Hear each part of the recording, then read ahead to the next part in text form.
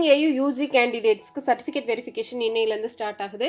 So 20,000 நீங்கள் இன்னையில இருந்து என்ன பண்ணிக்கலாம், ஆன்லைன்லேயோ இல்லை அப்படின்னா சர்டிஃபிகேட் வெரிஃபிகேஷனுக்கு போகும்போது ஆஃப்லைன்லேயோ பே பண்ணிக்கலாம்.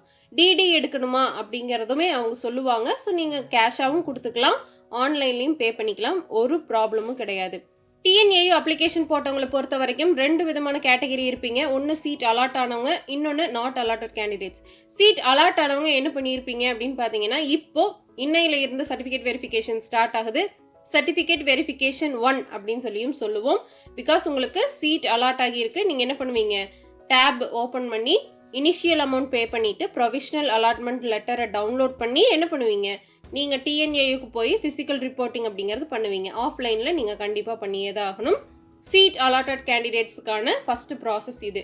அதுக்கப்புறம் என்ன பண்ணுவீங்க, எனக்கு இந்த சீட்டுக்கு பதிலாக அப்பர் காலேஜஸில் எனக்கு வேணும்னா ஸ்லைடிங்க்கு அப்ளை பண்ணுவீங்க. ஸ்லைடிங்க்கு அப்ளை பண்ணதுக்கப்புறம் உங்களுக்கு மேலே இருக்கிற காலேஜஸில் அப்பர் காலேஜஸில் சீட் இருந்தால் செகண்ட் அலாட்மெண்ட் வரும். இல்லை அப்படின்னா ஆல்ரெடி உங்களுக்கு கிடைச்ச சீட்டே என்ன பண்ணிடுவாங்க, ரிட்டன் அப்படிங்கிறது இருக்கும். ஸோ உங்களுக்கு அந்த சீட்டே தான், ஆல்ரெடி இருந்த சீட்டே நீங்கள் எடுத்துக்கிற மாதிரி இருக்கும். இதுதான் அலாட்டட் கேண்டிடேட்ஸுக்கான ப்ராசஸ். இது உங்களுக்கு எந்த ஒரு டவுட்டும் இருக்காது. நீங்கள் கண்டிப்பாக ஃபிசிக்கல் ரிப்போர்ட்டிங் பண்ணிட்டு தான் ஸ்லைடிங் அப்படிங்கிறது ஃபர்ஸ்ட் ஸ்லைடிங்க்கு நீங்கள் அப்ளை பண்ண முடியும்.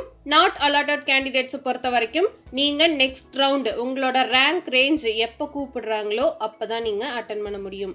அதாவது வேக்கன்ட் இருக்கா அப்படிங்கிறதையும் செக் பண்ணிக்கிட்டு தான் அவங்க என்ன பண்ணுவாங்க, செகண்ட் ரவுண்ட் அப்படிங்கிறது கண்டக்ட் பண்ணுவாங்க.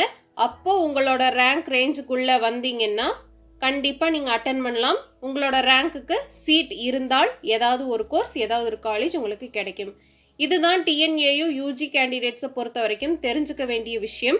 ஸ்லைடிங் ப்ராசஸை பொறுத்த வரைக்கும் ஸ்லைடிங் நீங்கள் அப்ளை பண்ணதுக்கப்புறம் உங்களுக்கு TNAUவோட அஃபிஷியல் வெப்சைட்லேயே நோட்டிஃபிகேஷன் கொடுத்துருவாங்க. ஸ்லைடிங் அதுக்கப்புறம் சர்டிஃபிகேட் வெரிஃபிகேஷன் எல்லாத்துக்குமே உங்களுக்கு அனௌன்ஸ்மெண்ட் அஃபிஷியல் வெப்சைட் TNAUலேயே வந்துடும். இப்போ செலக்டட் கேண்டிடேட்ஸ் எல்லாருமே இந்த certificate verification first certificate verification attend பண்ணுவாங்களா அப்படிங்கிறது கண்டிப்பாக தெரியாது நம்மளுக்கு. இந்த மாதிரி இருக்கும்போது வேக்கன்ட் இருக்கும் இல்லையா, செலக்டட் கேண்டிடேட்ஸ் கூட சில பேர் இந்த கவுன்சிலிங் அட்டன் பண்ணுறதுக்கான வாய்ப்பு கொஞ்சம் கம்மியாக இருக்கிறவங்கலாம் இருப்பாங்க. அந்த சீட்டெல்லாம் வேக்கன்ட் இருக்கும்போது அந்த வேக்கண்ட்டை என்ன பண்ணுவாங்க, எகெயின் நம்மளுக்கு அப்டேட் பண்ணுவாங்க, எகெயின் ரேங்க் ரேஞ்ச் கொடுத்து கூப்பிடுவாங்க. அப்போ அது எப்போ கூப்பிடுவாங்க, செகண்ட் ரவுண்டுன்னு சொல்கிறீங்க, அது எப்போ வரும் அப்படின்னு கேட்டிங்கன்னா, ஃபர்ஸ்ட் ரவுண்டே ஃபர்ஸ்ட் நம்மளுக்கு என்ன பண்ணணும், ஃபுல்லாக கம்ப்ளீட் ஆகணும். அதில் எவ்வளோ வேக்கன்ட் இருக்குங்கிறத பார்த்துட்டு தான் அதுக்கு தகுந்த மாதிரியான ரேங்க் ரேஞ்ச் நம்மளுக்கு கூப்பிடுவாங்க. அப்போது இன்னும் 2 வீக்ஸ் ஆகுது கண்டிப்பாக ஆகும். கம்மியாக மினிமம் நான் சொல்கிறேன், கம்மியாக பார்த்தோம்னாலே இன்னும் 2 வீக்ஸ் அப்படிங்கிறது ஆகும். அதுக்குள்ளே நம்மளுக்கு ஸ்கெடியூலோ இல்லை அப்படின்னா ரேங்க் ரேஞ்ச் வந்துட்டாலோ சந்தோஷம்தான். இருந்தாலும் வேக்கன்ட் பொசிஷன் அவங்க என்ன பண்ணணும், ஃபுல்லாக கம்ப்ளீட்டாக அனலைஸ் பண்ணிவிட்டு அதுக்கு தகுந்த மாதிரி தான் நம்மளுக்கு ரேங்க் ரேஞ்ச் அப்படிங்கிறது கூப்பிடுவாங்க.